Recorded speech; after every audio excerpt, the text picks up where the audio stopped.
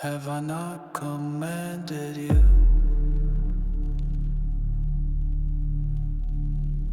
Be strong and courageous.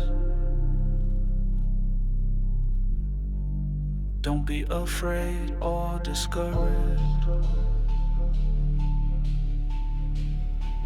For the Lord your God is with you.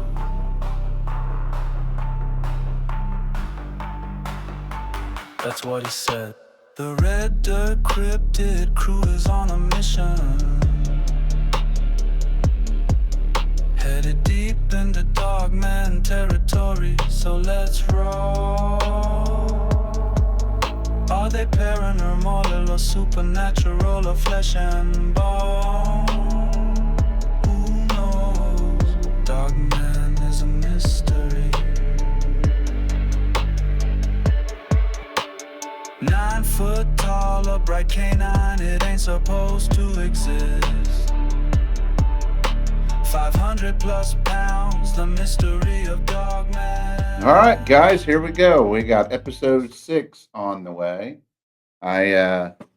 We've got a special guest tonight that I think everybody knows, and everybody has knows their credentials. Tonight we're going to be talking about Dogman mannerisms and behavior, and I don't think that there's anybody that is even more qualified to comment about this. That would be Vic Cundiff. He's been around a long time, and I'm going to go ahead and bring him on. There we go. Welcome to the show, Vic. You doing all right? Oh, I'm doing pretty good. Thanks so much for having me. It's an honor. Oh no, we come to you seeking knowledge, and so long story short, the Dogman files. Our goal is to try to sift the fact from the fiction. The lines have been blurred in this Dogman genre for a long time, as you well know. We've had conversations about this before, and it's hard to know what's real and what's not. What is real Dogman evidence, what's real behavior, and what's just some stuff that we've heard on the show, on shows and stuff like that. And after a while, it starts to blend together, and it does get confusing. And I just want to kind of start out with, if you had to guess, well, first of all, how many years have you been hosting Dogman Encounters Radio? About going on about 11 years now. I aired the first episode of Dogman Encounters on August 22nd of 2014. So it's been a while. If you had to guess, how many people do you think including the people that never really made the air, how many people do you think that you have talked to? And how many people do you think you talk to on average a week? Well, how many I talk to a week? It really varies wildly. There have been weeks where, well, there have been days where I don't bat an eye if I have 3, 4 brand new Dogman Eyewitnesses contact me in one day. Some days it's been as crazy as having 7 or 8 brand new Dogman Eyewitnesses I've never heard from contact me. I'm not really sure as far as the whole week thing, because again, it varies so much. I couldn't even really venture a guess. But yeah, quite a few have reached out in 1 week's time, definitely, to say the least on that. So, yeah, never a dull moment around here. It's not. I got a question for you, Vic. Anything that is odd that comes up from time to time? Well, the oddest thing about Dogmen, period, in my opinion, is the restraint they seem to show on a routine basis. I mean, the first conclusion someone who doesn't know anything about Dogmen is going to come to is they're bloodthirsty, mindless, monstrous killing machines who will rip you apart as soon as the opportunity presents itself. The oddest quirk about these guys that it just became evident very, very early on in the process of getting to know things about them was, like I said, the restraint, the ridiculous amount of restraint most of them show. I mean, I've gone back and forth about this who knows how many times since I started doing this and putting it out there that these guys are not wired to rip you apart as soon as the opportunity presents itself. Because if they were, I wouldn't have spoken with 4 or 5 plus thousand Dogman eyewitnesses over the years who are caught dead nuts to rights but allowed to leave their encounters without a scratch. If these guys were wired to rip us apart as soon as the opportunity presents itself, that would not be the case. It couldn't be the case.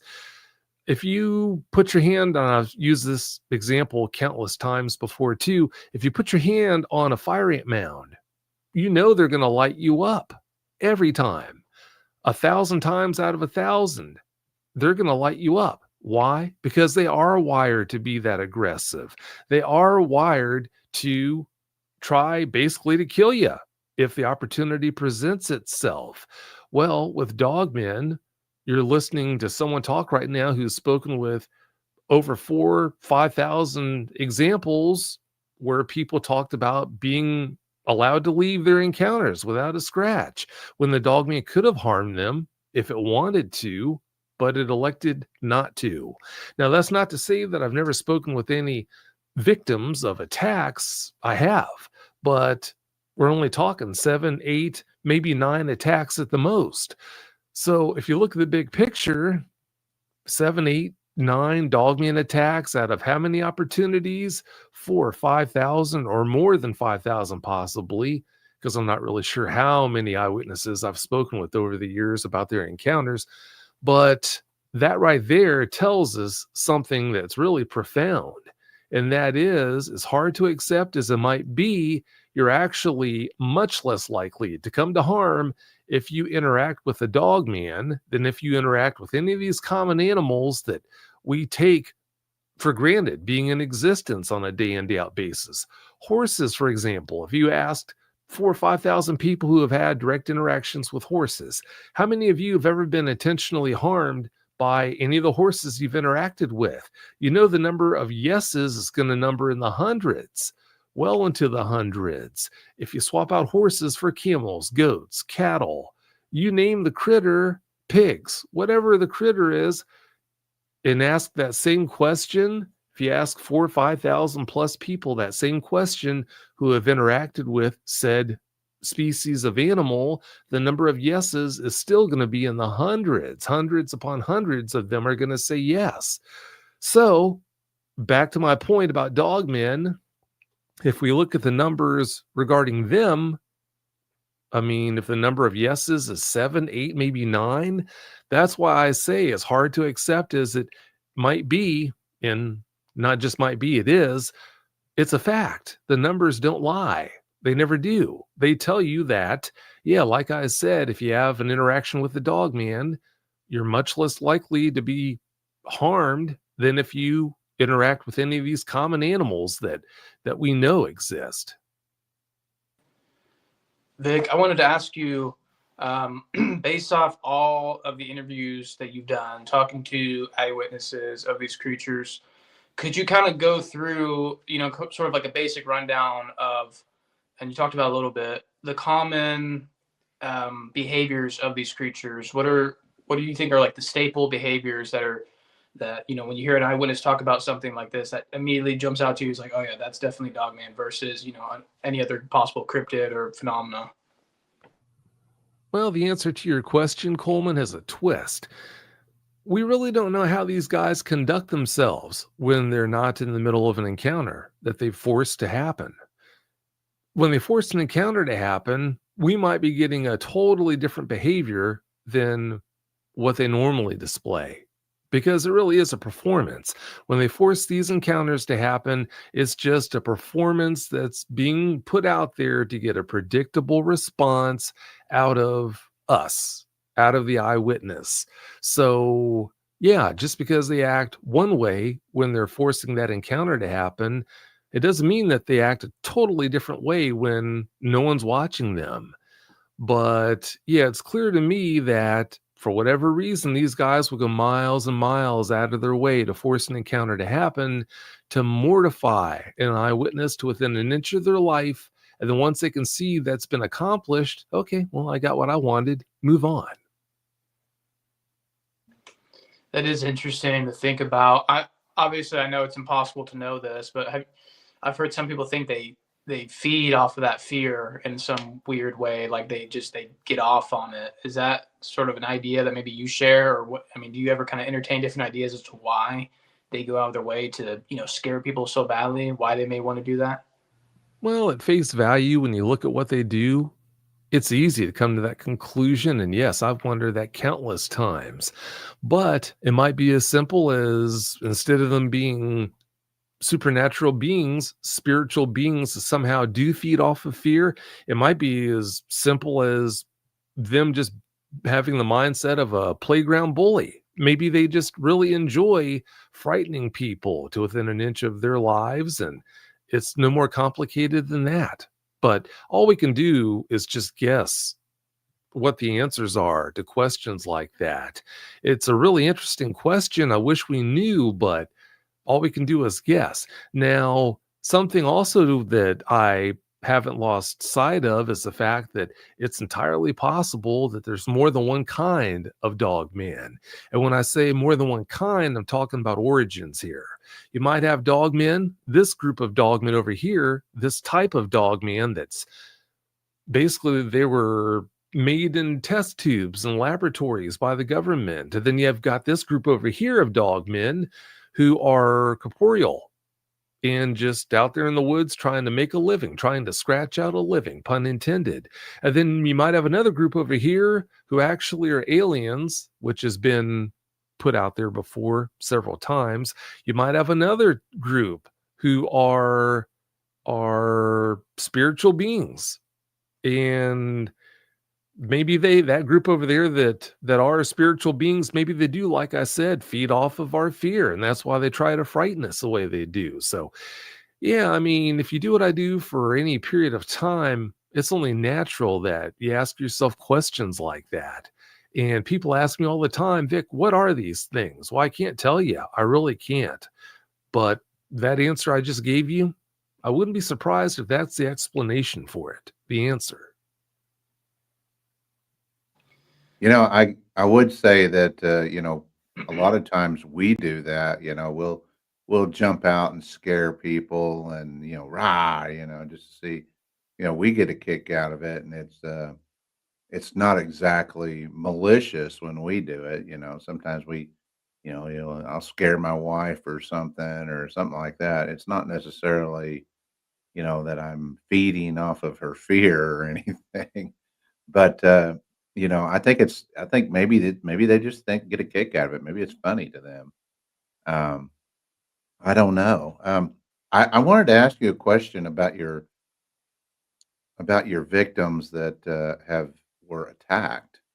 Um, I know we're talking about an extreme minority, but how many of these victims actually ended up maybe seeking medical attention, or ended up with some physical scars or something? Because medical attention and physical scars, that's actually a form of evidence. And I'm kind of curious if any of the people that you've talked to have claimed to have that.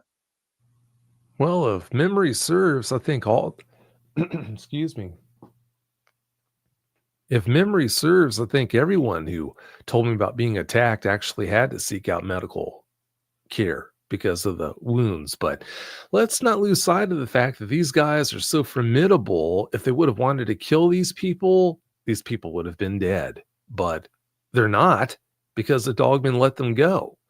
So yeah, to answer your question, there might have been one who didn't seek medical care, but if I remember right, should have sought medical care. But yeah, I mean, the wounds weren't all that severe. They weren't wounds that anyone would wish for, but yeah, if I remember right, if memory serves, I think one of them didn't get attention, but should have sought medical care. But like I said, I mean, these guys are so formidable that if they would have wanted to kill these eyewitnesses would be long gone. So I think that speaks volumes. And people ask me about those attacks. They say, okay, well, they must have done something to cause those attacks, but I can't remember one of them. Well, no, I take that back. There might have been one of those eyewitnesses who did something that, in the dogman's eyes, might have crossed the line. But everyone else, I can't remember any of the others doing anything that could have brought that on. I think those attacks are just something that the dogman wanted to happen. Well, I can understand that, but keep in mind, like we said, they still live to tell the tale. So we have a pretty good idea of what they're capable of. Um, Shifting gears just a little bit, you were talking about different types. I have a friend whose name is Brandon. I'm not going to drop his last name because I don't have permission, but he's Native American, and he told me a long time ago that you know his people believe that there's three different types of them. There's dogmen that are born naturally as dogmen, just live out their lives, like you said, scratching out a living. And he said there's spiritual ones that kind of live on a slightly different plane, and then he said that, and then there's skinwalkers, and that's people masquerading as these creatures are taking that form through the use of medicine.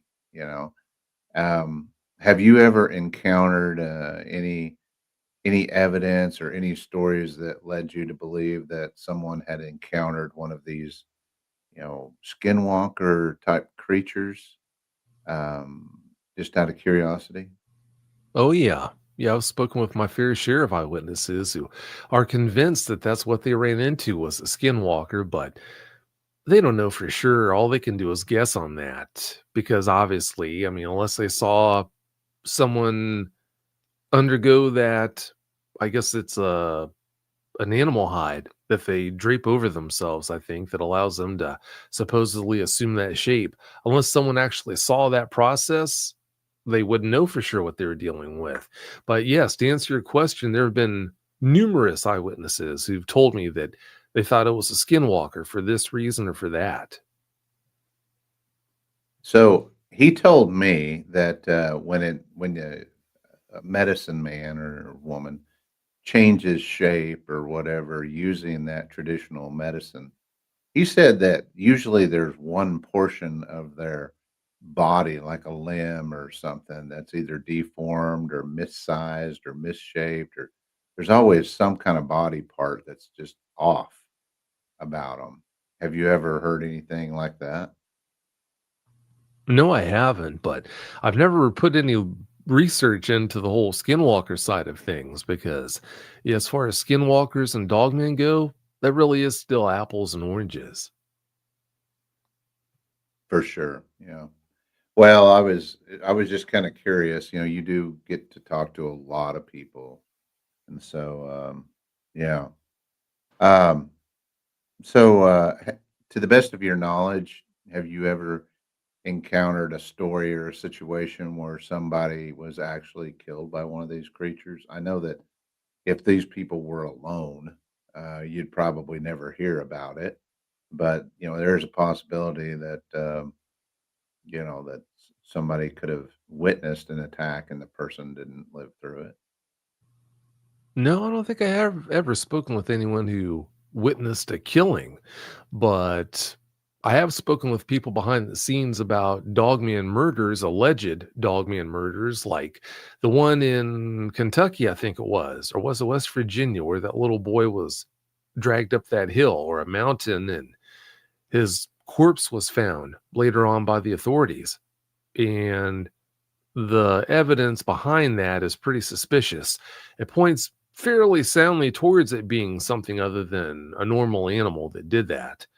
It looks pretty convincing for it to possibly have been a dogman that did that, but no one ever watched it happen. No one ever watched it play out. So all we can do is guess about that.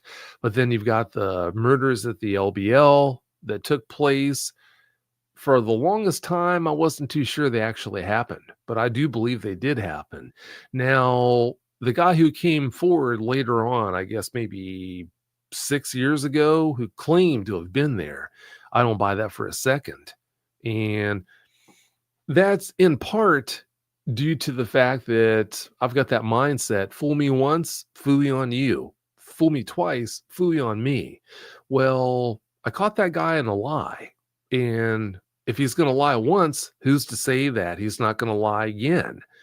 And also the other things that surround what he claimed about what actually happened that I just don't buy. But yeah, that's unfortunate. There are a lot of liars in this. I guess that's what we're going to talk about in part tonight. The lies when it comes to this whole Dogman thing. They only serve to hurt this whole goal that we're trying to work towards, to get this more widely accepted by the community at large and everything. There's so many lies floating around. We don't have a prayer of that ever happening. We really don't. Hey, Vic, what is your opinion on the Gable video? I actually think that's genuine, but I do too. But so the someone said that the person that was in the video said that was a man. It was just a hoax. But I don't think that's the case. I think they were maybe coerced into saying that. But the way that thing moved, impressive, right? oh, very impressive. Now, there's a twist behind that most people don't know, even people who are pretty deep into the whole Dogman thing. This has kind of been kept behind the scenes for the most part, but I don't know when it was, but Linda Godfrey came out some time ago, might be going on close to 9 years ago, that she came out and said that Mike something, his last name starts with an A. That's a guy who claimed to have hoaxed it. Well, he invited Linda Godfrey and some other reporters out to his property where that Gable film was shot.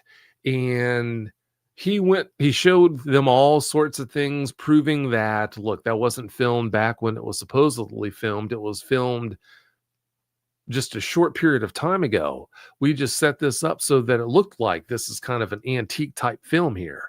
He had old time snowmobiles and had the old truck that was in the film and this and that, and just showed them those things to prove his point. And then they said, well, what about the run in the film? Well, Linda said that he went over to the spot where the subject in that film was when the footage first showed it. He went over there, Mike went over to that exact spot and ran right towards them. He had them stand where he had been standing, he said, when he filmed it. And Linda Godfrey said that he ran on all fours, just like the subject in that film did. And when he did that, running right towards them, it creeped them out. That's what she said. But when you look at the proportions of the subject in that film, I don't buy it. I just don't buy it. The leg length, it doesn't match for it to be a human.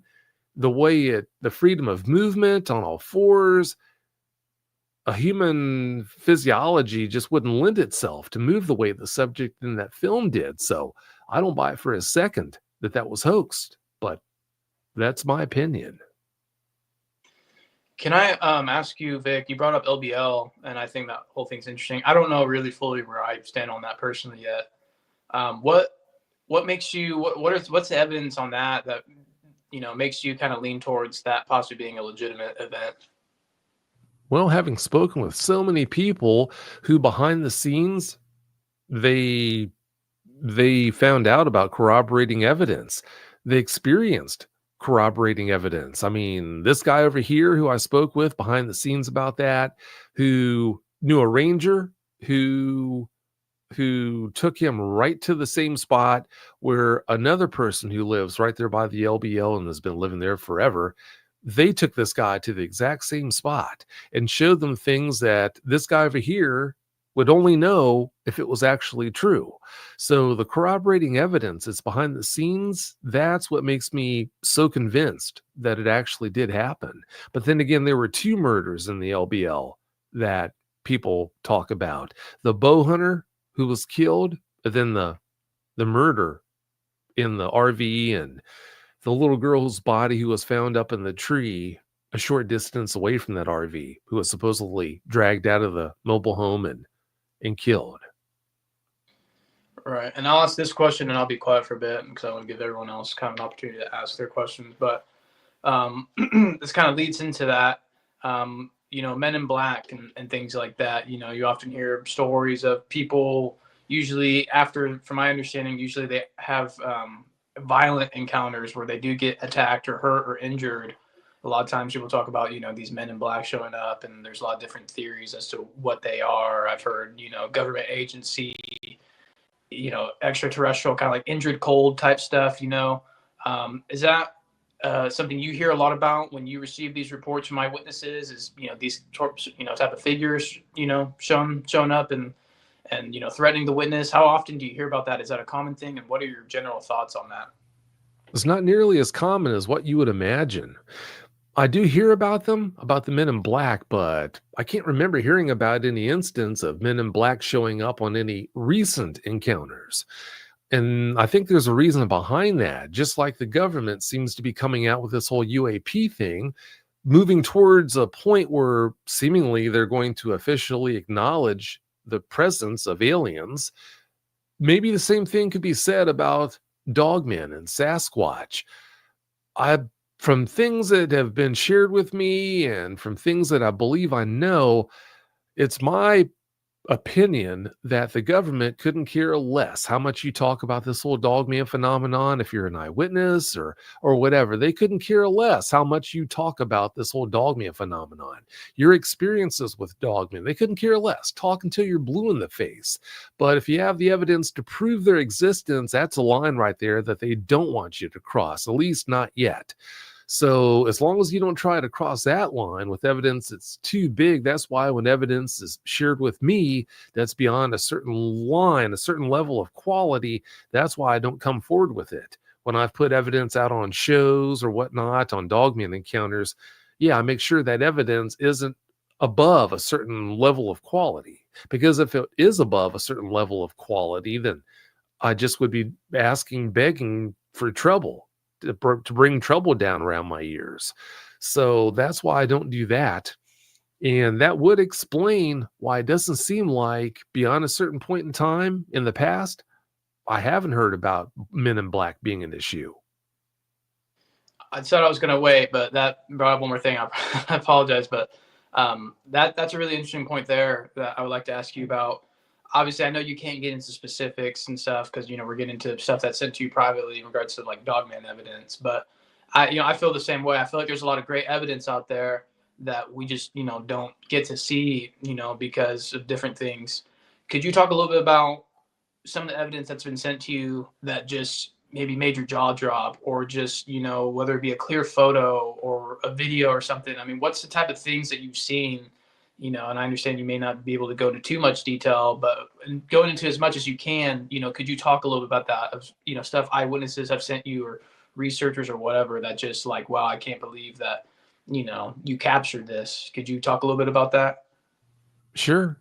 Yeah, I've seen photos that were as clear as if you went into the backyard and you stood maybe 40 feet away on a bright sunny afternoon and had your wife take a photo of you. I've seen evidence that amazing, knock your socks off, but nothing's going to hold a candle to this video that I received about 10 years ago, where it was in broad daylight. This guy, it was either this guy who contacted and shared the video with me, or some guy that he knew who found out about a dogman or dogmen, plural, who are hanging out somewhere in the foothills of the Sierra Nevada mountains. Well, either this guy who contacted me to share the video evidence with me, or some guy he knew went to this location. They took this expensive game cam that not only could be set to snap photos when it detected motion, but also it could be set to film, to video when it detected motion. Well, that's what they did. They set it so it would actually start filming when it detected motion. And then after they strapped it to a tree trunk, they took some bait and hung it on a branch about 5 feet away from the camera lens. Well, sometime after they did that, broad daylight, sunny afternoon, not a cloud in the sky, this Dogman came into full view of the camera from left to right. It was like a dirty grayish color. It had these markings kind of like, coyotes look, or coyotes can look, where some of the hairs are tipped in chocolate color. Some of the hairs are tipped in like almost a black.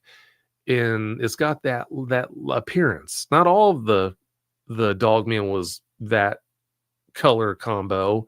I mean, a lot of it, when you looked at it, was gray, but it still had that kind of color scheme.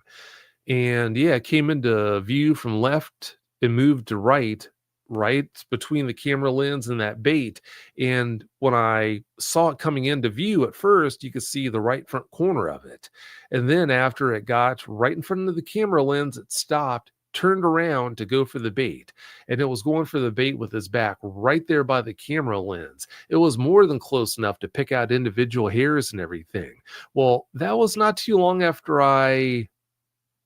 what episode was that? Wasn't episode 11. I think it was episode 15 or lower on DogmanEncounters, one of the really early episodes where I had a guest named Richard Eady come on. Richard Eady he still is. I contacted him not that long ago. He's a Sasquatch researcher and a Dogman researcher who he analyzes film for eyewitnesses and actual photos for eyewitnesses. He can enhance photos, he can enhance video films and bring out qualities in them so you can see them more clearly. Well, I asked this guy who had sent me the link to the private video on YouTube that showed me all this. I asked him if it'd be okay if I shared that video with Richard Eady so he could take a look at it and give me his opinion on it. He said, sure, go ahead and send him that private link, that private YouTube link. So I did. And when I sent it to Richard, I told Richard I wanted to watch that video again with him as he was watching it. Well, we were both watching it at the same time, and it just blew him away. And understandably so, it blew me away. Well, he noticed things in the video I didn't notice, and then when I was watching it again with him, I noticed some things that he didn't notice. But yeah, when it comes to evidence that's been shared with me, nothing holds a candle to that video at all.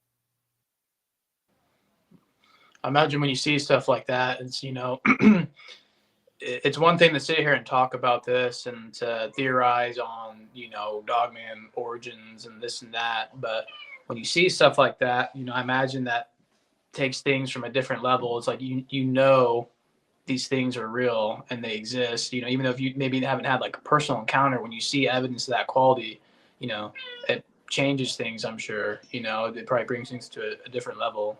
I imagine. Oh, it does. Yeah, there's a difference between never seeing anyone any closer than 10, 20, 30 feet away and having them right there in your face. I mean, right upon you, 2 feet away from your camera lens, or as you're sitting there in a room with them, having them 2 feet away from you, their face 2 feet away from your face. That's when you really get to know someone, something. That's when that feeling really comes in.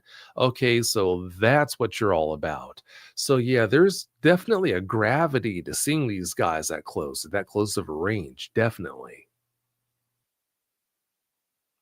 I got a quick question that you might have a long answer for, you might have a short answer for.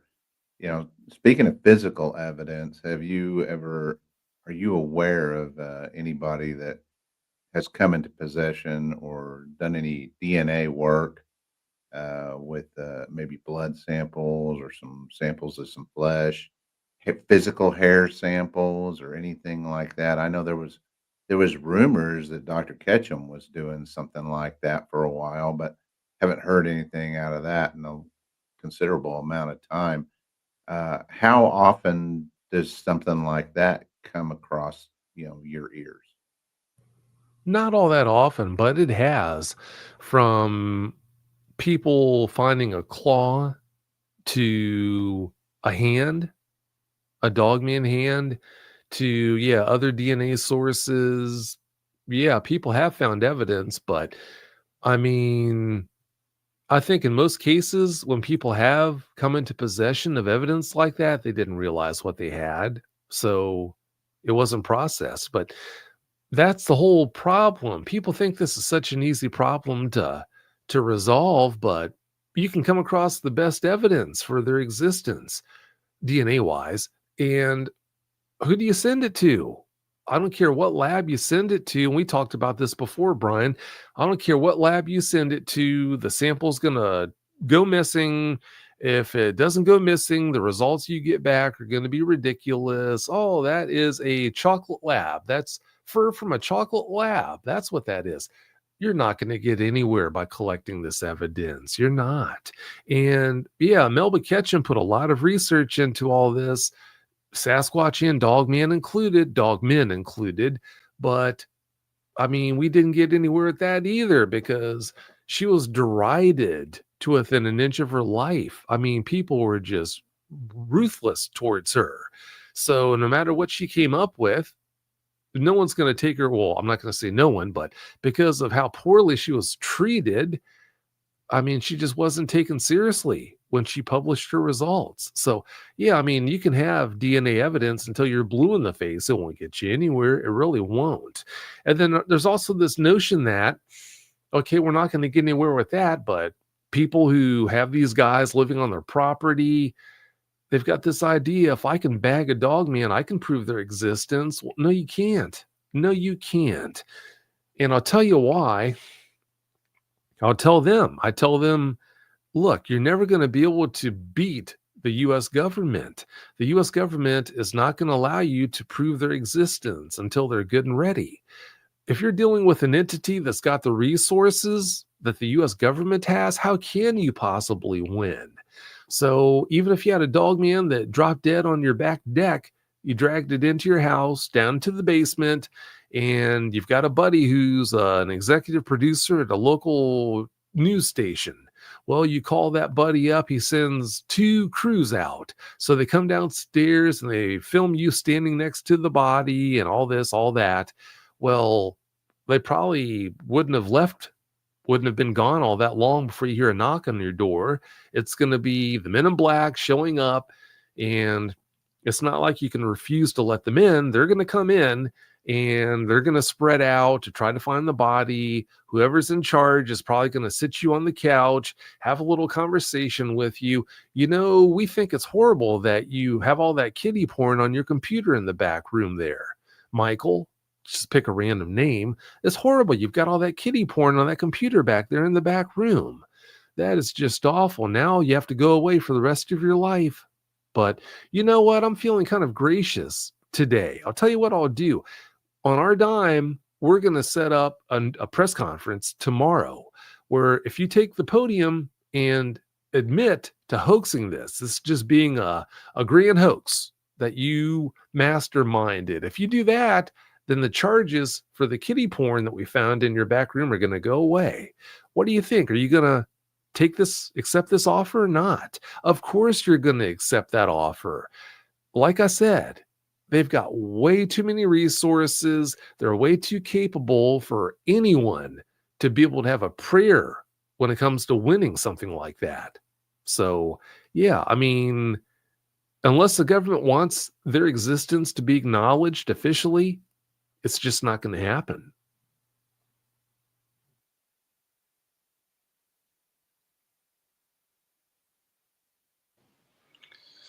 Yeah, I think that's a really excellent point. That's something, I mean, you hear a lot about in not just the Dogman stuff, but I mean just even the UFO stuff and the Bigfoot stuff even. I mean, it's just across the board. It's, when people possibly have substantial evidence like a body, like you were saying, I've heard stuff of bank accounts being emptied and, just all of a sudden, they have no money, and then all this other stuff. And that is a scary thing to think about for sure. But yeah, I mean, that's an excellent point. That's definitely something that's going to deter people from, coming out with their evidence. And it makes sense when people do catch stuff. It's, you get that evidence sent to you, to, privately or whatever. It's like people aren't even trying to, when they get stuff like that, a lot of times it's like they're not even trying to get a lot of attention for it. They just want someone to see it, I guess, if that makes sense. Oh, it does make sense. Yeah, that's just how it is. It really is. People, they ride my case up and down for not coming forward with all this evidence that's been sent to me over the years. Well, number one, I don't hang on to the evidence. Number two, if I did, I wouldn't come forward with it for the aforementioned reasons. Yeah, it would just be crazy to try to do that. It really would be. And the government also, it seemed like back in the day, they would just make you disappear. But anymore, it seems like they don't go to that length to take care of the problem. They'll just ruin you. Yeah. Yeah. No, yeah. Like I said, you hear that so often now. I mean, I could, lots of. Is there, I wanted to ask you without getting too off topic, and maybe this relates to, because I do recall, and you're going to have to forgive me, I can't remember the specific episode number or title of the episode. I think it was, years ago, I believe, but maybe it'll resonate with you whenever I bring this up. But I remember you had one guest on your show who was talking about how I believe he shot one of these creatures. And the next day, he got local authorities involved, and then they brought in this other agency who came out to his property and were, I think, using certain sound frequencies or something like that. I apologize, I'm getting that wrong, but to try to lure this thing and to get this, and they were kind of, telling them like, hey, you were attacked by by an animal, you were attacked by a dog, and he's like, what are you talking about? Is that, I'm bringing that up, is that something you hear a lot about? And also, to caveat off that, out of all the episodes you've done, and you've been doing this for a long time, Vic, what is one of the encounters, and it could be based off any criteria, it could be based off, the how terrifying it was, how clear the description was, how close the encounter was, or it could be because of this Men in Black thing, this government involvement thing. What's one encounter that just to this day, you think about and just really bothers you, disturbs you to this day? Is there encounter that even after all these years that just sticks with you, despite all the interviews you've done, the one that just really still resonates in your mind? Well, I've heard so many encounters. It really takes a lot to move the needle as far as that goes, where it actually stays with me. But the most recent one to do that was a situation where, unfortunately, this eyewitness I spoke with probably 2 years ago. Well, I spoke to him more recently, obviously, because I found out about what happened. But he contacted me 2, 3 years ago to let me know about encounters he had back then. Well, unfortunately, he contacted me fairly recently here to let me know that his father had suffered a heart attack. His heart attack quite possibly could have been caused due to fear of this dogman that was marauding around the property, trying to frighten him. Can't really reveal too many details, but what I am going to put out there about the situation is this gentleman, the father, this eyewitness's father, was playing video games with this eyewitness's brother over the phone. Both of them were at their own homes playing video games, Xbox, PlayStation, but even though they were in different locations, as you know, you can play teams over the internet, basically. That's what they were doing, and they played into the wee hours of the morning. Well, finally it got too late, and this eyewitness's brother said, well, Dad, I'm going to turn in. I'm going to get off here. And I guess the father decided to stay up a little bit later and play some more. Well, the eyewitness had a really good relationship with his dad, and late, when his dad was supposed to contact him, and I guess it was the next morning, his dad was supposed to contact the eyewitness because I guess that's what he always did. Well, he didn't contact him. So he started to wonder, okay, what's going on? So he contacted his brother and said, hey, I thought you were playing games with Dad last night. Did you? And was he okay? Was everything all right? And this eyewitness's brother said, yeah, we played for hours and everything was fine. Why? So then he went on to tell his brother how his dad hadn't answered his call that morning. Well, he went over to his dad's house, which was a little distance away. And when he got there, his dad was deceased. And I think as he was pulling up, the county coroner was still there and all the emergency services were still there. Well, unfortunately, the evidence points towards his dad looking out this window of his trailer because his dad lived way out in the middle of nowhere. The evidence points towards his dad looking out the back window of his trailer at like 3 a.m. or something, and probably seeing this dogman. Like maybe the dogman came right up to the window or something, or played peekaboo that frightened his dad so much that his dad recoiled back, fell backwards, and had a heart attack and died right there on the floor, fully dressed. And he said at that time of night, his dad would have never been fully dressed. So it's his idea that maybe the dogman was banging on the walls of his trailer. The father knew the dogman was out there. He had gotten dressed, hoping to make a break for his truck to get out of there. Because again, he lived in the middle of nowhere. So this guy's distraught, understandably so, just wondering how this all played out, what his dad must have gone through, which it's unimaginable what he must have gone through. So yeah, things like that. That's the most recent one that really stands out in my mind, that really stays with me. Can you guys hear me okay? Yes. Okay.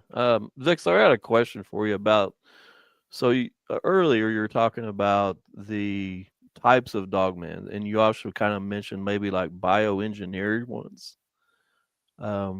Is that something that you believe, or? I do believe it. Yeah, we definitely do have the technology to do that. Now, there are people out there who think that all dogmen, the way to explain the presence of all dogmen is just to say, well, they're made in a laboratory, a test tube. Well, that couldn't be the case because the first documented dogman encounter happened in 1887 in Wexford County, Michigan. We didn't have anything approaching the technology back then to do such a thing, but now we do. So, yeah, as far as the whole test tube dogman thing goes, yeah, you can't explain away the presence, the existence of some dogmen by saying that, but I don't think for a second that explains how all of them got here. I don't think that for a second. Yeah, that makes perfect sense. So also, is there a type of dogman that's like maybe like an extinct type hyena, or some other, like maybe like an extinct bear or something maybe? Well, yeah, people in Kentucky, locals in certain areas of Kentucky, they call dogmen bearillas because of the way they look. Look at the avatar on the screen that's above my name. That's kind of a good way to describe that one right there. It's got some bear-like qualities to it. So, yeah, some people in Kentucky, they call dogmen in their area bearillas. But as far as the whole hyena thing goes, oops, are you still there? I'm still here. Yeah, we're still here. Okay, my screen changed. I only see myself on the Yeah. screen. But yeah, as far as the hyena look that some dogmen have would go, yeah, I've spoken with tons and tons of eyewitnesses who've seen dogmen that have that hyena type quality to their appearance. It's not all that common when it comes to eyewitnesses who contact me that I hear about a dogman that's got that look. But just due to the sheer numbers of dogman eyewitnesses I've spoken with, yeah, I've spoken with tons of eyewitnesses who have seen dogmen that look that way. So do you believe that they're more of a canine traits as opposed to like a cat trait, I guess? Oh, definitely. Yeah, they don't have any feline traits to them other than having claws and sharp teeth. No, their traits are definitely canid. Now, you've got type 3s, which some people call a type 3 Sasquatch, but they're clearly not a Sasquatch. Type 3, what some people call type 3 dogmen, every tooth in their heads is sharp and they have claws. Well, that right there precludes the chance of them being a Sasquatch, because no Sasquatch have claws. No Sasquatch have it where every single tooth in their heads is sharp. So what are they? I can't tell you what they are. All I can do is tell you what they're not. They're not a type of canid either because they have hominid style legs. That right there would preclude the chance of them being a kind of canid. But at the same time, a lot of people in the South if you say Dogman, if you say the appellation Dogman, that's what they think of as a type 3, not a canine type Dogman with canid looking head and digitigrade walking posture, or standing on their toes, in other words, instead of plantigrade on their feet like a bear would or we would.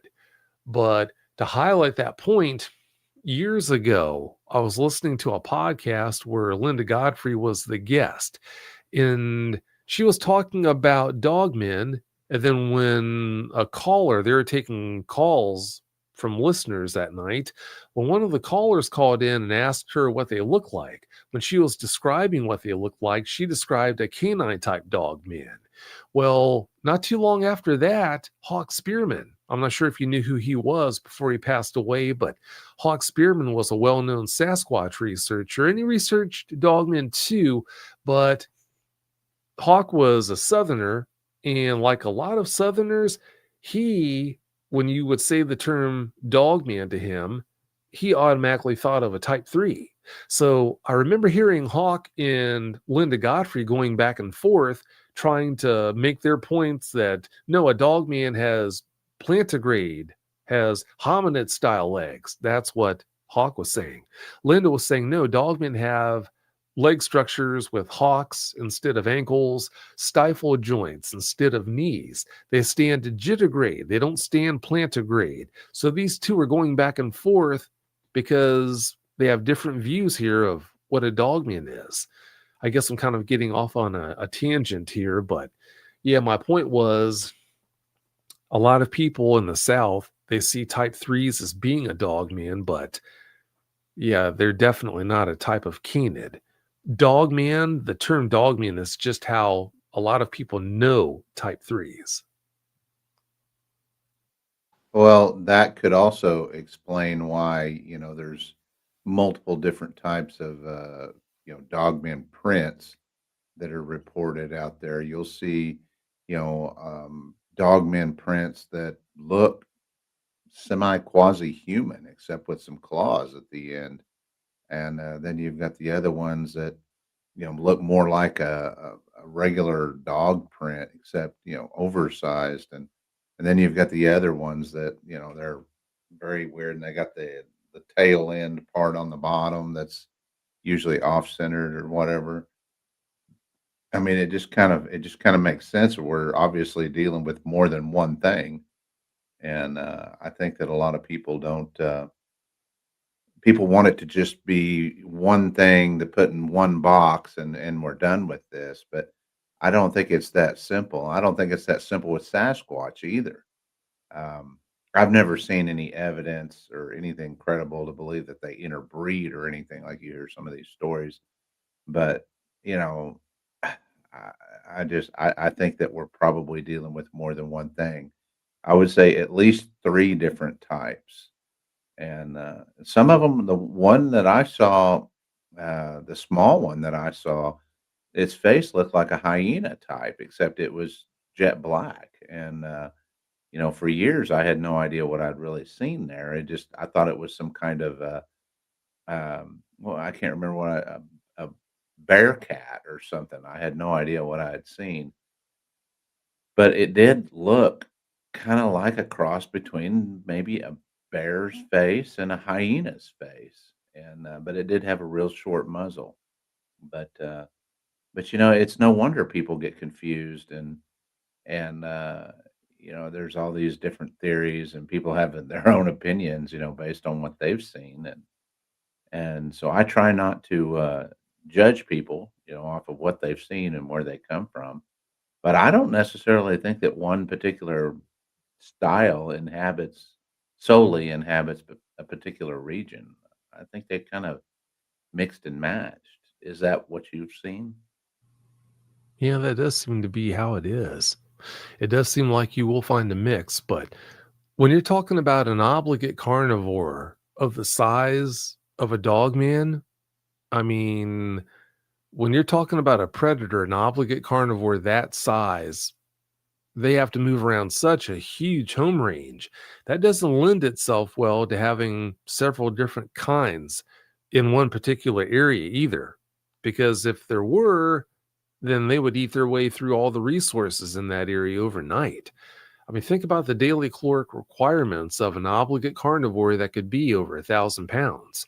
A 12-foot dogman will probably tip the scales at around 2,000 pounds.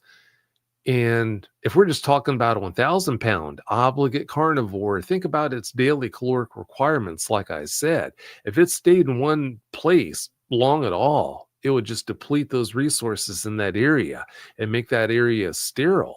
So that's why it would only make sense that a dogman would make a habit of just moving around a huge home range to avoid causing that problem. So yeah, if you do have more than one kind of dogman that uses whatever area, if you have more than one dogman of the same kind using an area, any given area, that's definitely a problem they're going to have to deal with. So I think they do come into the same area occasionally, but I don't think that's a normal thing by a long shot. Have you heard of any of your eyewitnesses, especially eyewitnesses that have interactions with them on a regular basis, saying that, well, they're here for a week and then they disappear and they're gone for 6 months or something like that? Because that's kind of what I've gotten from people. It's like, oh, you'll see them around, or you'll know that they're around for a short period of time and then they're gone. We had Coleman and I went and talked to an eyewitness the other day, and this thing, he actually saw it, and he took a shot at it, and at the, he basically, within, I think his whole thing was going on like probably less than 36 hours, maybe. Coleman, I don't know, it was something somewhere in there, and during that time, this thing ate 6 chickens, and then it was gone. And I reached out to him shortly after. He said he hasn't, lost any more chickens or nothing's really happened. It would, based on the people that you've talked to, would you say that that's kind of the norm for them? Well, I have spoken with credible eyewitnesses who have reported having them hang around for extended periods of time, but I think when that happens, you're looking at some way that they can feed themselves in a way that they wouldn't have access to if they were just way out in the middle of the forest without any other quote unquote artificial resources, such as being able to raid a hen house or having a bunch of farms in the area where they can hit this farm one day for a meal, hit this farm over there for a meal, and not have to worry about sterilizing an area of a forest for resources. So yeah, it does seem to happen, but when that has happened, I think that's what you're looking at. That's the explanation for a dogman being able to hang out in a given area for such a long period of time. But I mean, when it boils down to it, that's just my guess. Vic, do you think these creatures usually hang in family groups, or is it more so they're just kind of solo, type of thing? Or do you think they consistently, based off the reports you've gotten, seem to hang around in large groups of some kind? It's been put out there that people have seen them in large groups, and I don't deny the possibility that that happens, but I think it's really a very rare thing for the aforementioned reasons. If you think it's bad having to meet the daily caloric requirements of an obligate carnivore that's as big as 1,000 pounds, 2,000 pounds, well, imagine a group of them.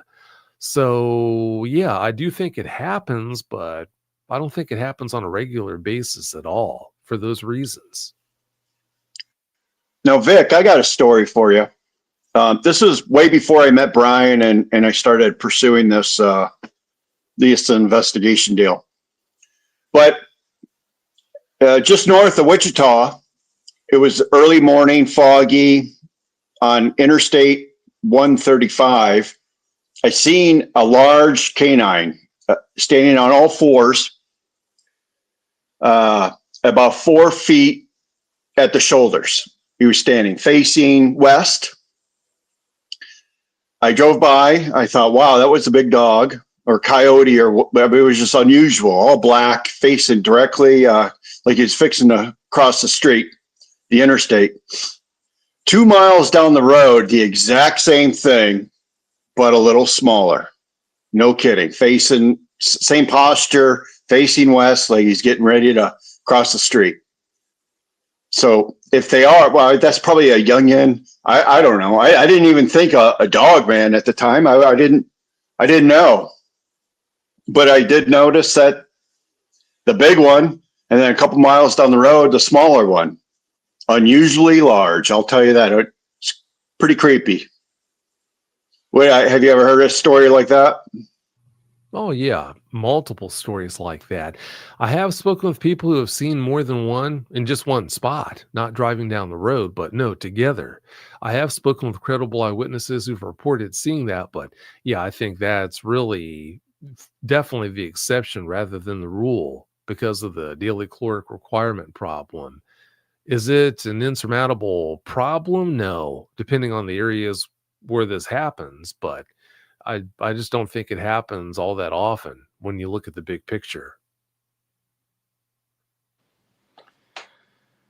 Well, I don't know if we want to go into kind of the other topic. I don't want to hijack if people have more questions about behavior or whatever, but do we want to start going into the more research into things and, issues with that? Does that sound good? Or does anyone have any more questions about behavior or, encounters or whatever? No, go ahead. Yeah, I think it's time to shift gears. Okay. Well, yeah. So, like Brian said, shifting gears here, Vic. I guess just I'll throw those out here, and then if people want to get into specifics or ever, go for it. I know we briefly touched on, there's a lot of issues with a lot of aspects with the Dogman research community, or maybe just honestly the Dogman and just really the cryptid community in general. And I like to kind of hear people kind of get on their soapbox, so to speak, and kind of share their grievances of issues they have. And because I think what that does, it helps us realize things we need to improve upon.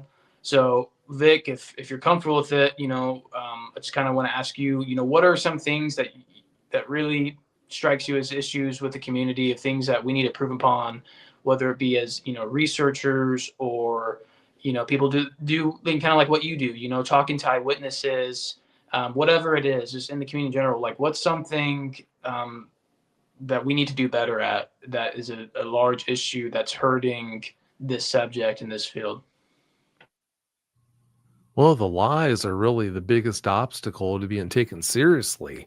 There's so much bunk out there that's just being put out there that just does nothing but destroy the credibility of this whole field.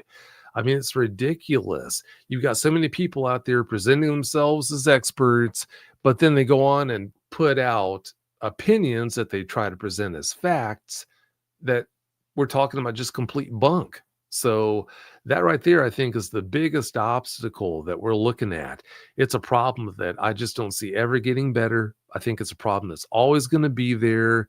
And I think that right there is the biggest reason why this whole Dogman topic is just going to be nothing but a punchline in the minds of the general public. That is, the general public who even knows about them. I agree. I think that we've got the same problem in the Sasquatch community. There's a whole genre of people out there that they think that Sasquatch is the funniest thing they've ever seen in their life. And you shift gears, go over here to the Dogman community, and I think there's a whole bunch of people that are into werewolves, and that's their thing. They like hearing these fictional stories that are made up. And I think that if dogmen were less like werewolves, I think it would probably serve them better to be taken more seriously. But unfortunately, the whole werewolf lore is centuries old, going all the way back, and You know, they've been writing fictional accounts of werewolves and stuff forever. I don't know what the answer is for that, and it's just gotten easier for content creators to put this stuff out. I know personally, um, I like to hear eyewitness encounters. That's just me. I like to hear the people's voice. You know, I like to, kind of judge their truthfulness, by the sound of their voice and use my discernment. There's a lot of stuff out now that's just AI, and the voices are AI, and you could tell it's just generated by AI.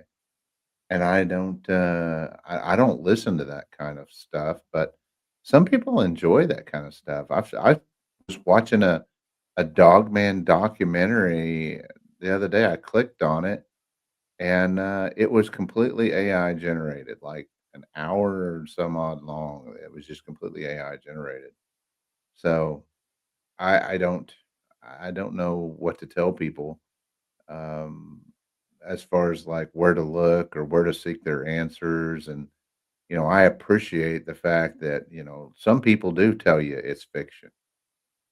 I think it's wrong to sell stories to people under the guise that it's a real encounter, and that's a big. I know that I felt wronged a couple of times in the past, possibly even misled, um, and I don't know what I try not to talk bad about shows on our show, but at the same time, it's like just, if you're going to tell fiction, if you're going to tell stories, you need to be upfront about it.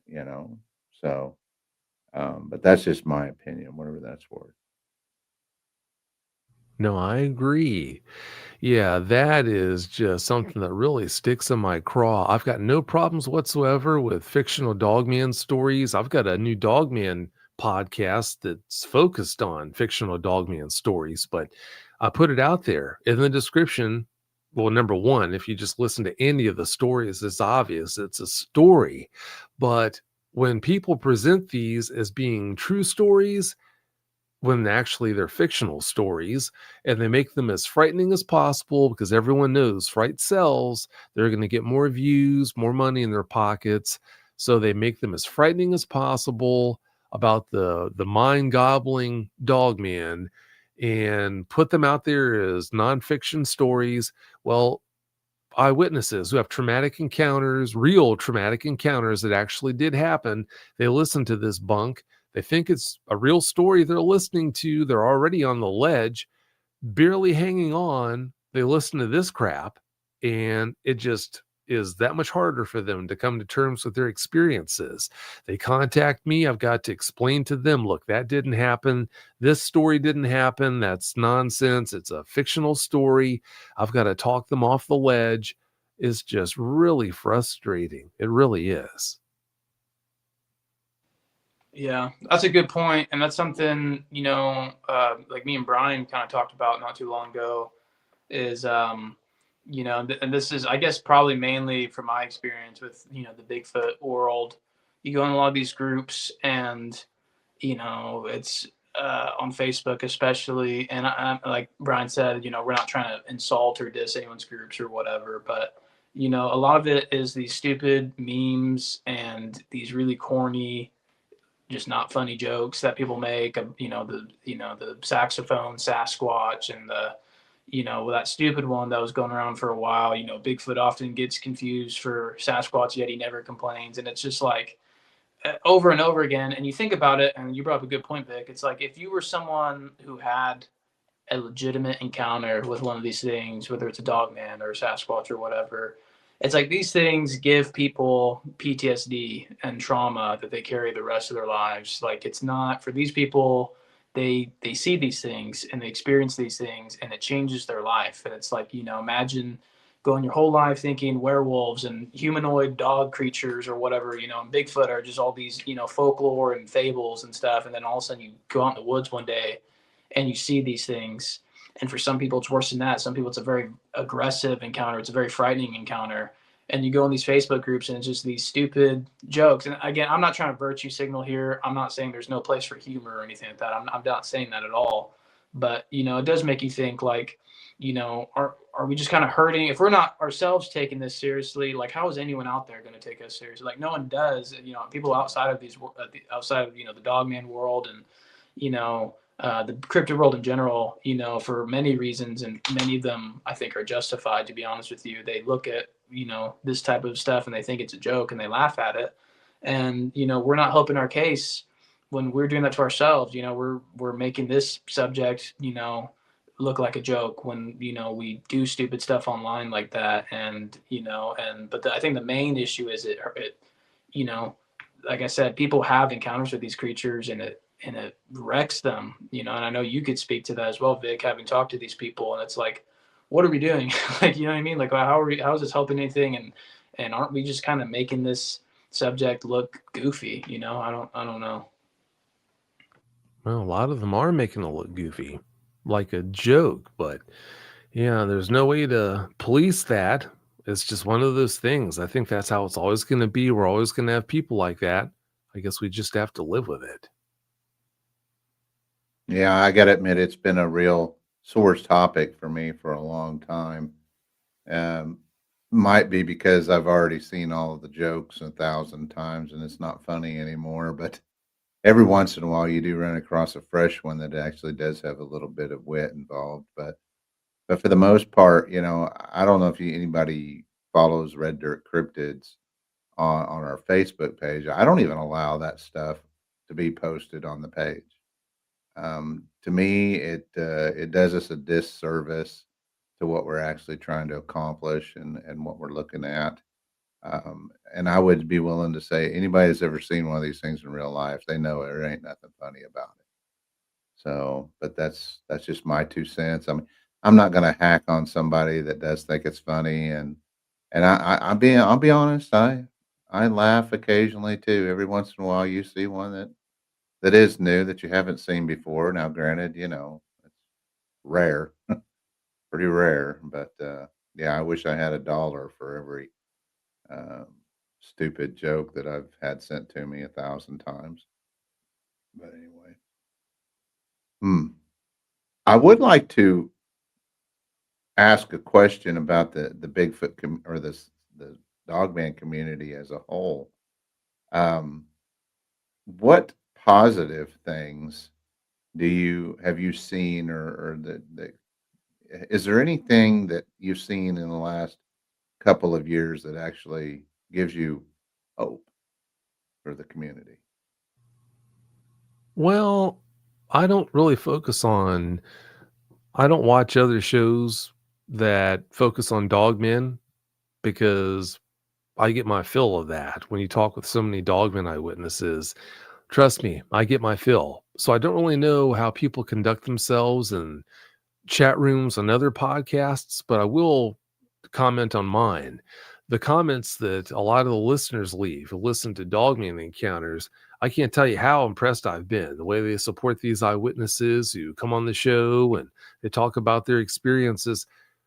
I mean, I just can't give them enough credit for the support that they offer. And that support right there makes such a difference for these eyewitnesses who do come forward, because we're talking about people who've been living in a prison with no walls. They can't talk openly with their families about their experiences without being derided. At family get-togethers, they're the punchline in a lot of cases. So they feel trapped. It's like they're in a prison with no walls, but they come on Dogman Encounters and they're treated with a lot of respect and support. And for almost all of them, that's the first time they've ever experienced anything like that form of respect. So it just works wonders. And because of that, I'm just so impressed with the way so many of the listeners conduct themselves. Well, I know that. Oh, Eric's back. Yeah, there he is. So, Sorry. I live in a third world forgive country, county, I mean. it's okay. I noticed that in the last 10 years or so, there's been, a slow, increasing or raising of the bar in the Bigfoot community as far as like documenting evidence and doing everything right and actually being thorough and treating evidence on like a forensic level type situation. I'm hoping that that's going to have a trickle down effect into the dogman community. I know that's been something that's been near and dear to my heart. I've been looking for people out there within the dogman community that has an interest in actually doing real research, documenting it correctly, and doing it right. It's tough to find these people. I think we've said before, that the dogman genre is at least 20 to 30 years behind the Sasquatch community. But I'm hoping that with the invention of the internet and everything, that we're catching up at an accelerated rate. But so far, I've not seen a lot of it. A lot of the people that I have sought out or tried to contact, they either A, they're not interested in working with anybody else because they're kind of a gatekeeper of sorts, or B, they're into fiction and they really don't want somebody else looking over their shoulder with an observing eye. They don't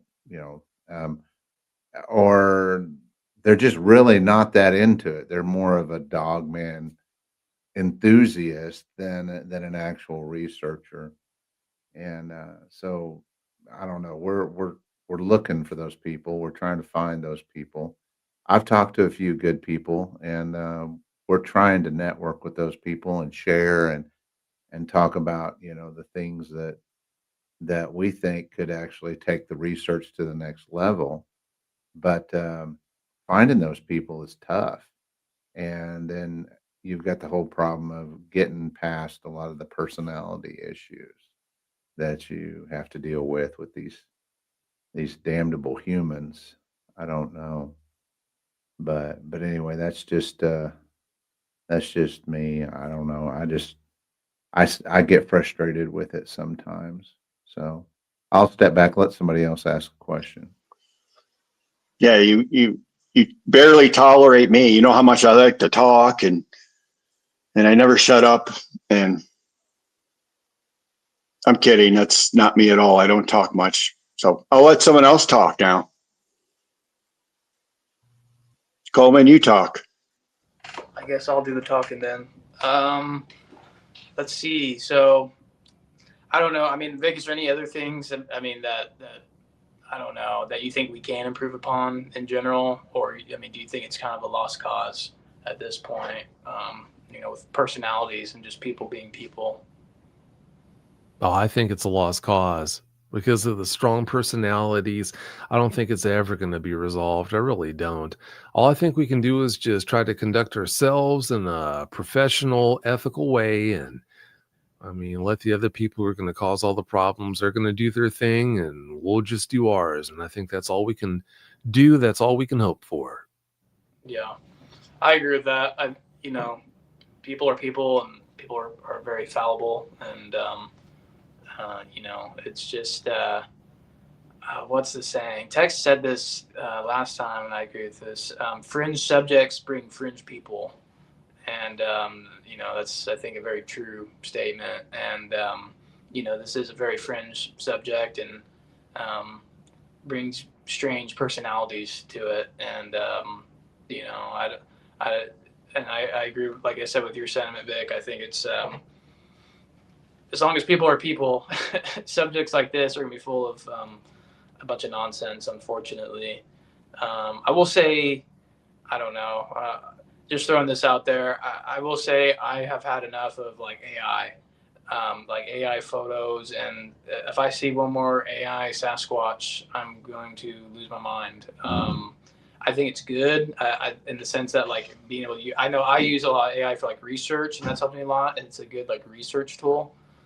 for finding information and having information be explained in ways that make sense. And, there's tools and they can be used for good, but my goodness, it seems like with AI, that's probably, if I were to talk about my personal pet peeves right there, it's like as soon as you go into any of these groups that are supposed to be about research or evidence or people's encounters, it's just a flood of just AI stuff, and it's really muddied the waters too, I think, with evidence. I mean, do you have any thoughts on that, Vic?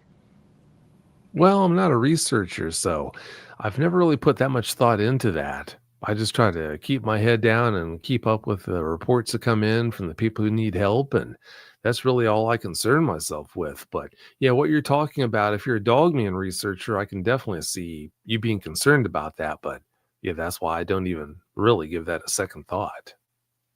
Do some people though, because I know you were saying earlier, like people will send you evidence and things like that. Is that something you kind of have to keep an eye out for now when you do get evidence from people? Is that unfortunately a kind of thing you have to be aware of? Is people sending fake AI stuff or fake AI photos or videos? Well, yeah, AI has gotten to the point where it is good enough where unless you're careful, it's really easy to be fooled. But I mean, I'm not in this for the evidence. I mean, people offer to send me photos and other evidence, whatever. And I mean, to them, it's a big deal, but to me, it's not. I'm more worried about, okay, are you handling your experience well? Are you having trouble? Do you need help? That's what I'm focused on, not getting the next greatest photo. So, yeah, I don't really give that much thought. I really don't. And that might come as a surprise to people, but that's how it is. Right. Well, let's talk about Vic, that. Well, I'm sorry. Go ahead. Whoever. well, I got a question now. So you talk to people all over the country. Have you ever said, like, look, it sounds like you need boots on the ground, someone closer to you to help you out? Do you ever recommend contacting local groups or investigators? Oh, yeah. Yeah. I've sent investigators out to help people, but that's got to be a situation where I think, okay, yeah, this person definitely needs help. This person over here, this eyewitness, I think they would benefit from having an investigator put their boots on the ground because maybe they have a dogman coming around on a regular basis. Yeah, I most definitely have done that. But I Yeah, mean, and only if I think it's at the same time, you got to be careful because you don't want to send them just someone that just completely embarrasses you. You know, like, God, I recommended these people and they totally fell short, right? well, see, that's the thing. They wouldn't embarrass me. I just let the investigator know all that I know about the situation. And yeah, I mean, no one's infallible. We've all been taken for a ride at one time or the other, me multiple times. But I let the investigator know all I can so they can make the best decision on whether the eyewitness is on the up and up or not. And I don't take any Okay. responsibility for it. If this isn't a bona fide eyewitness, I don't take any responsibility for that. I just let the eyewitness know. I'm sorry, I let the investigator know what this eyewitness says they've been through, what I think the situation is. If you think it's worth your time to go investigate, then by all means, I can set that up. If you don't, then there's no pressure whatsoever, no problem at all. So it's really up to the investigator if they think it's worthwhile investigating. Okay. I'll ask one more question, Vic, and this is probably my final one. I liked what you said about how, your concern is like the eyewitness and helping the eyewitness. For someone who has had an encounter and is, deeply disturbed by it, like we were saying earlier, how it completely wrecks people's worldviews at times and has a big impact on them. What would be your advice to them? If they feel like they can't talk to anybody about it, they can't talk to a counselor about it, they can't talk to their family about it, their friends, whoever, what if you were to give some advice to help them, with their situation, what would that be for that eyewitness? Well, since people are so different, what works great for one eyewitness, turning them around, won't do a darn thing for another. So what I do is I just come with a pointed approach.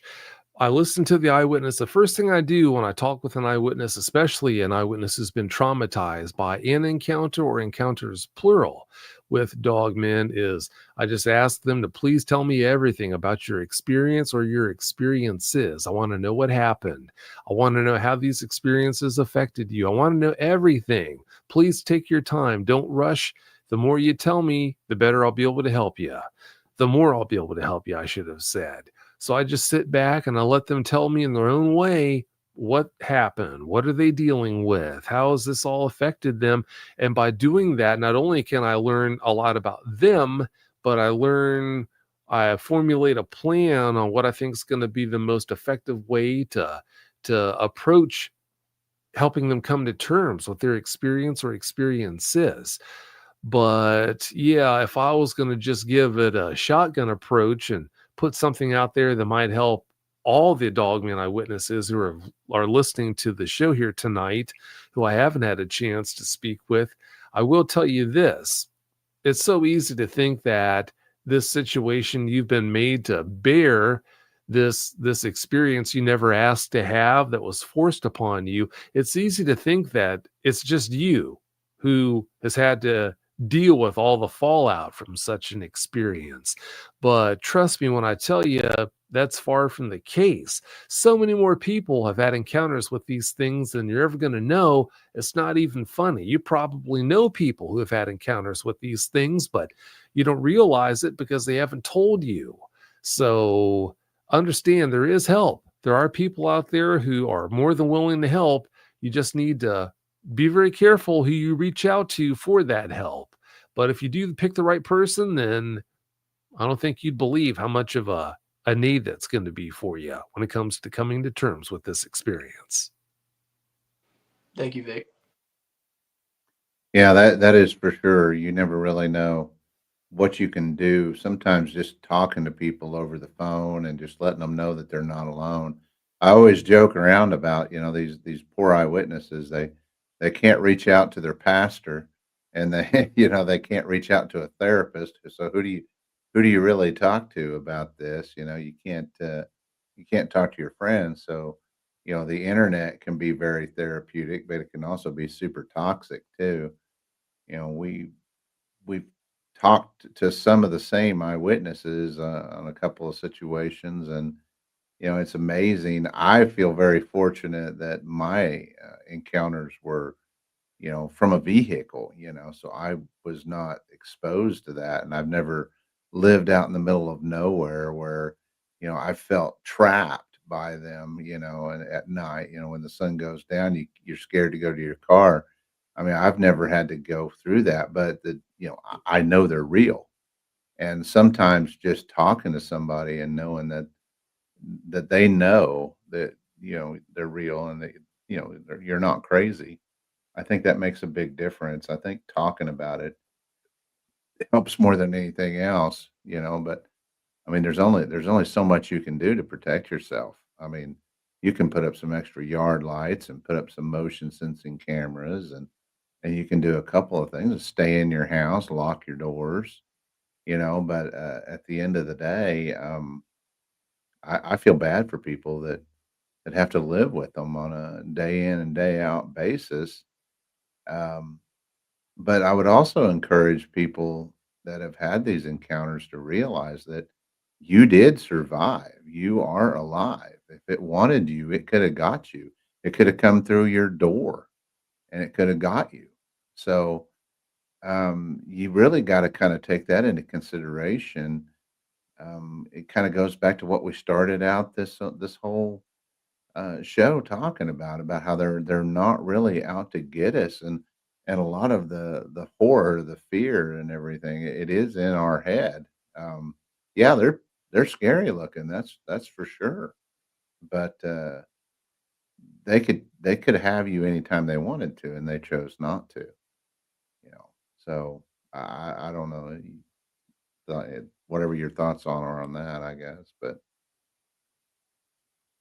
No, I agree. I totally agree.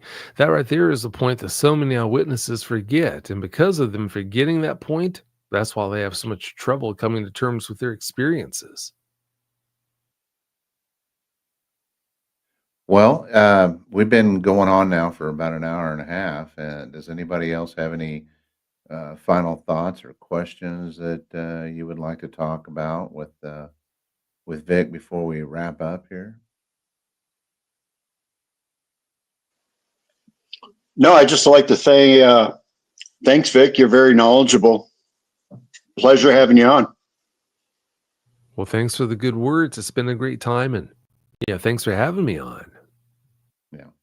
Well, we appreciate, you and your show, and you've got more than you've actually expanded in the last couple of years. To the best of my knowledge, you have a Bigfoot show now as well. You want to talk about that and your new one?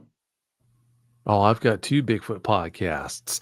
Yeah, Bigfoot Eyewitness Radio, I've been airing weekly episodes for it for over 10 years now, and sometimes more than one a week. I mean, last week, perfect example, I published 3 brand new episodes of Bigfoot Eyewitness Radio. And then my Bigfoot sighting, that is my newer Bigfoot podcast. I started airing episodes for that a little over 2 years ago. So, well, 2 to 3 years ago. And I try to air weekly episodes for that as well. But if you want to listen to Bigfoot Eyewitness Radio, the only way to listen to it is via your favorite podcast app. If you want to have a recommendation on how to listen to it, because you don't have a favorite podcast app, I'd recommend using iHeartRadio. And then my Bigfoot sighting, that's available via your favorite podcast app for listening. And my Bigfoot sighting is also available on YouTube. But as far as my Dogman podcasts go, of course, Dogman Encounters, that's available via your favorite podcast app and on YouTube. And then my new Dogman podcast called Dogman Tales. And Tales is spelled Tales. Dogman Tales is only available via your favorite podcast app for listening. Sweet. Well, I appreciate it. And if somebody wants to reach out to you, to talk to you about something they've encountered, how would they go about doing that? Well, if they've had a Dogman encounter that they need help coming to terms with, or if they want to be a guest on Dogman Encounters Radio, please go to DogmanEncounters.com. If you go to DogmanEncounters.com and submit a report, then I'll contact you to schedule a phone consultation, and we'll just take it from there. If you've had a traumatic Sasquatch experience, I don't counsel Sasquatch eyewitnesses. If you've had a Sasquatch experience that you want to come on Bigfoot Eyewitness Radio as a guest and share your experience or experiences with my listeners, and by all means, I'll definitely do that. If you want to come on my Bigfoot sighting and share your experience or experiences with Sasquatch with my listeners there, yeah, I can definitely do that as well. The easiest way to contact me for that sort of thing would be to go to mybigfootsighting.com and then submit a guest request. Sweet. Well, again, I would like to thank you for taking the time to come on and talk about some of this stuff and try to help us, just get another piece of the puzzle, so that we can add that to try to bring some logic to this whole genre. So I appreciate your time. Well, you're welcome. Thanks for having me. All right. Well, I guess we're going to wrap this episode up, guys. And thank you very much. We'll catch you on the next round.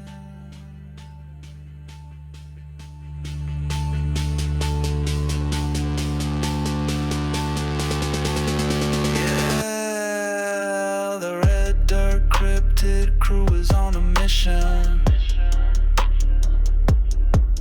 Headed deep into Dogman territory, so let's roll. Have I not commanded you?